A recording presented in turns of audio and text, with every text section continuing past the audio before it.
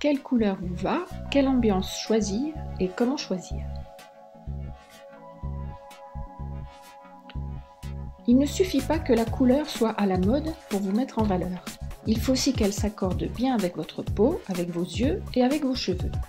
Car en effet, certaines couleurs vous mettront en valeur, effaceront les marques de fatigue, lisseront les traits, quand d'autres mettront l'accent sur vos imperfections. La couleur est une sensation, comme la joie ou la tristesse. Elle est donc un excellent moyen d'exprimer son humeur du moment, optimiste ou flamboyante ou triste ou en colère. Enfin, les couleurs peuvent apporter de l'harmonie ou bien du chaos. À vous de choisir. Si vous avez les yeux bleus, la peau claire et les cheveux blonds, vous pouvez porter du bleu clair, du jaune pâle, de l'écru, du blanc. Et vous ne ferez pas de faute, mais vous ne ferez pas beaucoup d'effets non plus. Si vous avez la peau foncée, les yeux noirs et les cheveux noirs, vous pouvez porter du marron et du noir. Mais tout ceci sera bien fade et même ennuyeux au bout d'un moment. Si vous êtes styliste, vous ne pourrez pas exprimer votre créativité avec si peu de possibilités. Un peu de définition. Les couleurs chaudes sont celles qui contiennent du jaune, de l'orange et du rouge, et toutes les couleurs intermédiaires qui vont du jaune pâle au marron.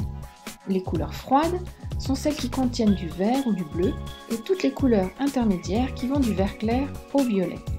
Une remarque importante, le noir et le blanc ne sont pas comptés dans ces couleurs et se mélangent aux autres sans modifier leur degré de chaleur. Par conséquent, le gris est aussi dans la même position. Votre goût personnel intervient aussi, mais en général, voici les accords. Pour une peau claire, yeux bleus, cheveux blonds, les couleurs froides auront tendance à rendre votre teint terne, vos cheveux sans éclat, et ne mettra pas vos yeux en valeur. Et c'est vrai aussi pour les couleurs du maquillage. Sauf si c'est pour une réunion de travail où il ne faut pas faire d'éclat. Vous avez plus intérêt à utiliser des couleurs chaudes, plus ou moins intenses suivant votre humeur. Par exemple, le rouge vif va très bien aux blondes. Attention aux couleurs qui se rapprochent trop des vôtres. Beige, nude et jaune pâle ne sont pas vos amis. Et méfiez-vous du vert. Si vous avez les yeux verts, méfiez-vous de certains bleus trop intenses qui rendraient vos magnifiques yeux verts invisibles. Si vous avez une peau foncée, des yeux marrons et des cheveux noirs, vous êtes donc dans les couleurs chaudes. Pensez à privilégier des couleurs froides qui feront ressortir votre éclat. Bien sûr, tout est à nuancer. Des couleurs douces apporteront de l'harmonie, des couleurs intenses, de l'énergie. En style, le travail se fait sur des ambiances colorées. Le styliste veut traduire ses sensations et pour cela, il va utiliser des lignes, des volumes, des matières et des ambiances colorées. Un exercice à faire, prenez une photo qui vous plaît, regardez pourquoi elle vous plaît. Cette photo a une infinité de couleurs, mais en l'observant bien, vous allez trouver les 5 couleurs les plus importantes pour illustrer cette sensation. Découpez cette photo pour isoler ces 5 couleurs ou bien retrouvez-les sur un teintier et positionnez-les les unes au-dessus des autres. En haut, les plus importantes pour exprimer cette ambiance et en bas, celles qui complètent cette atmosphère. Vous avez devant vous une ambiance colorée, on dit aussi un accord de couleurs ou une gamme de couleurs. Les dégradés. Toutes vos couleurs sont les expressions différentes d'une seule couleur. Votre gamme exprime tous les aspects d'une même sensation qui se trouve donc renforcée. Les camailleux. Un camailleux est un accord de couleurs avec des couleurs qui se ressemblent, mais qui ne sont pas les mêmes. Cette gamme de couleurs exprime plutôt un sentiment simple, la paix, la douceur, le zen, la chaleur, la colère, l'érotisme. Les accords dissonants.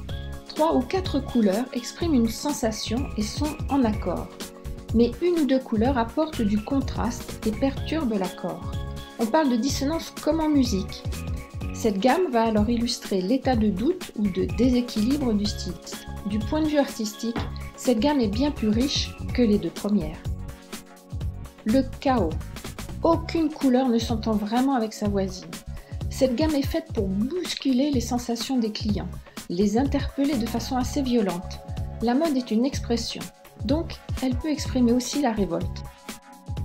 Trop de couleurs. Trop de couleurs tue la couleur. Vous pouvez aussi marier entre eux des imprimés ou des tissages multicolores pour obtenir une gamme qui n'a pas de couleur dominante. C'est difficile à bien faire, mais c'est très intéressant Et avec le recyclage, cet usage est de plus en plus fréquent. Une seule couleur. Vous pouvez devenir le spécialiste d'une seule couleur qui sera déclinée dans tous les sens et juste un peu assortie d'autres touches, mais très légèrement. Peut-être est-elle une couleur importante pour vous ou pour votre culture. En tout cas, elle correspond à votre personnalité. Pas de couleur, c'est aussi un choix possible. Dans ce cas-là, le styliste va rester volontairement dans des gris ou des beiges, rosés, nude et mettre l'accent seulement sur la ligne du vêtement ou sur des finitions extraordinaires. Pas de couleur du tout. Vous pouvez décider que vous ne créez que des vêtements tout blancs ou tout noirs. À vous de chercher tous les moyens qui vous restent pour exprimer toutes les facettes de votre personnalité.